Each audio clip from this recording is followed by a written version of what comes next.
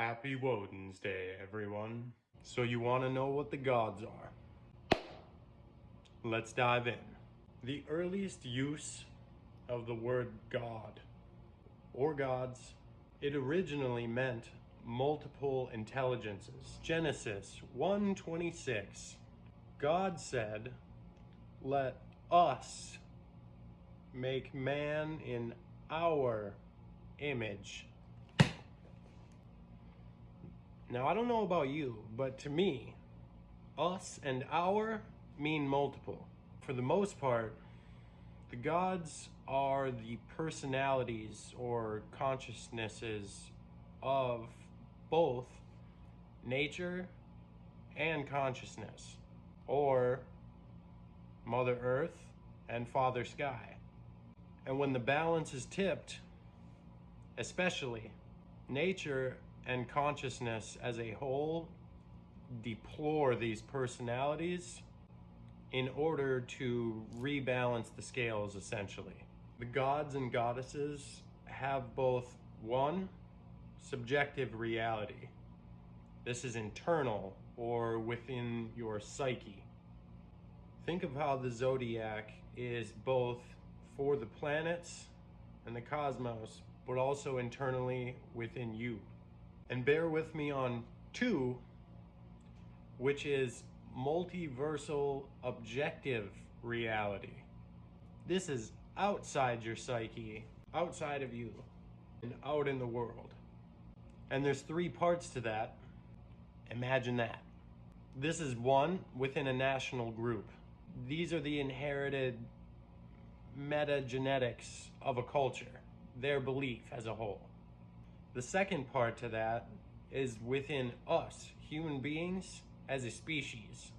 And three, completely sovereign and independent of humanity. This means their existence is not dependent on us or our belief in them.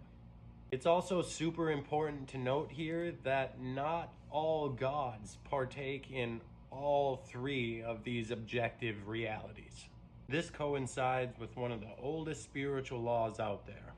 If two or more pray in my name, I am there. Which I've heard taught in another popular book. This is the law of the triangle, or Trinity. Summing all of that up, this means that all gods both exist internally within you and incarnate outside in the world, due to our collective belief. Belief and faith are their nourishment. You've got to understand the God thing. It's not magic. It's about being you. But the you that people believe in, it's about being the magnified, concentrated essence of you.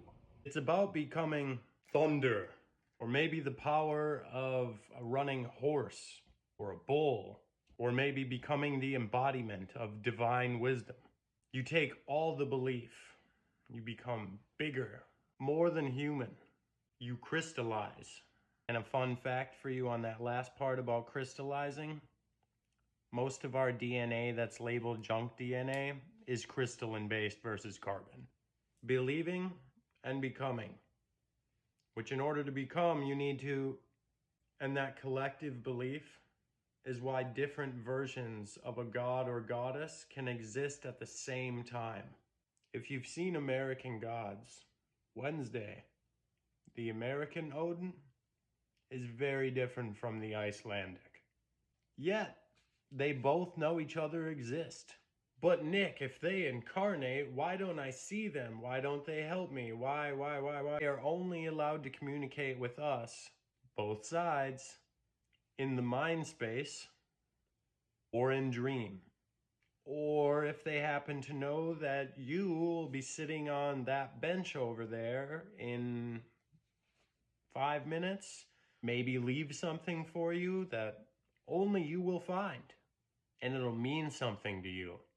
The true powers of light are love and truth, and the powers of darkness are fear and divide. This battle behind the curtain is always being fought. Or as Thoth states in the Emerald Tablets, Thoth is also Mercury, hidden from the eyes of man.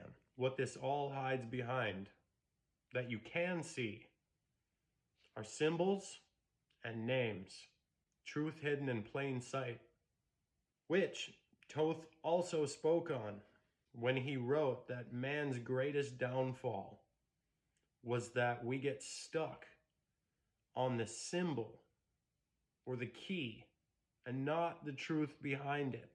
We miss the point, staring at the cover page. And sadly, hiding behind a simple symbol or a name has always been enough to keep hidden from plain sight. Think of Wednesday in American Gods. He could have said, I am Odin, but then you might not believe him.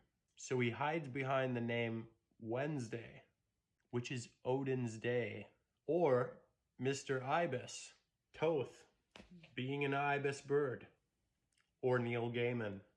And all of this applies as well to the darkness, giants, titans, elites, people that control things and us, and constrict consciousness. Their job is gradual divide and deception, because even 1 degree off over time, eventually you'd be hundreds of miles off, which is just enough to tip the scales and for them to try and win. Think Marvel, specifically Thor. You think they didn't have access to information that could have got things right? Deleted an entire branch of the family tree, no Balder, no Tyr, got Loki's children wrong, didn't even show one of them. You honestly think nobody tried to correct them? That they accidentally got it all wrong? Or back to American Gods. Half the shit in that show never happened at all in the book, which I would know because I have what he originally wrote and signed by him too. But in all seriousness, my goal for this entire series is so you can fully see, you can follow all breadcrumbs, and most importantly, you can navigate when I'm either gone or not around. The sun always rises, doesn't it? Hammer! Now, if there's anything in this episode, and this applies to the others as well, but if there's anything that you saw that you really want to hear more about, drop it in the comments so I know. Otherwise, we're going to keep diving into planets, days, gods and goddesses, symbols.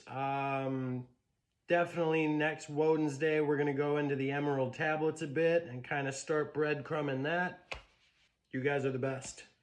I appreciate you. Until tomorrow or next time, it's time to fly.